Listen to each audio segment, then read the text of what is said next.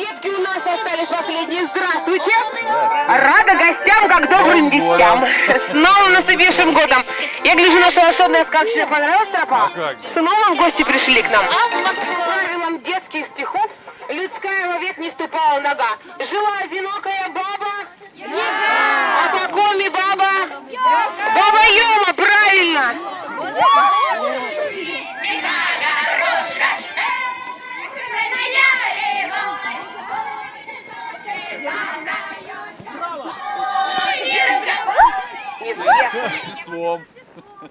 Яркие лесные люди. Это Гундер, который ворует все у всех. Это Водяной. Много инвентаря, летом-то не было. Ну, летом мы делали все быстро, а сейчас мы уже четко знаем.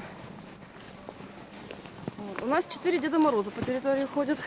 Значит, русский, финский, карельский и войпель, северный ветер. Потому что... карельский ты чем отличается? А он молодой, самый молодой из Дедов Морозов. У него костюм другой совершенно. Да, он без бороды, он мальчик такой молодой. С Новым годом, с новым счастьем. Желаю на вашем поприще всего хорошего, доброго, чтобы все желания ваши сбылись. И Все мои желания вам адресую. Дед Мороз должен исполнять.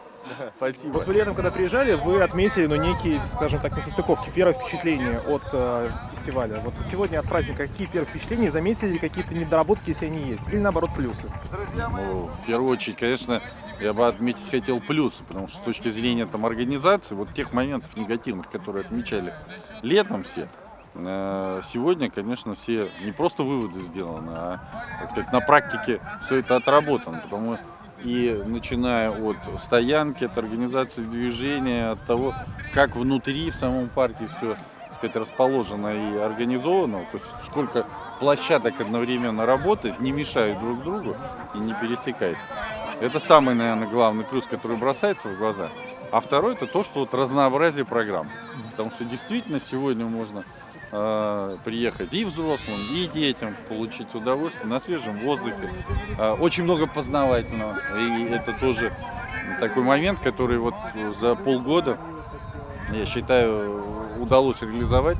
То есть то, что появилось уже и полноценное и подворье, первое наше там коми, и чум стоит, и все остальные моменты. Поэтому действительно сегодня уже можно приезжать, сказать, с тем, чтобы провести здесь замечательное время. Не только ориентируясь на то, что это вот сказать, зимняя Ибица, как какой-то фестиваль, а именно в повседневном режиме, в режиме выходного дня.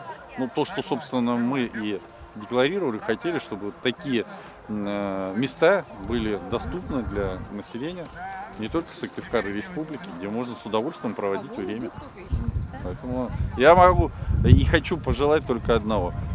Удачи организаторам, руководства парку, но и всем гостям этого замечательного парка. Хорошего праздничного настроения. Завтра будете на стадионе? Обязательно, конечно. Мне очень жаль, что погодные условия не позволили вот эту вот заключительную фазу провести именно здесь. Но природа есть природа. Будем надеяться на то, что завтра тоже все пройдет замечательно. И уже тогда на следующий год, я надеюсь, что это все-таки будет традиционное тоже мероприятие зимней Ибицы. На следующий год уже попытаемся сделать здесь этот заключительный аккорд. Спасибо.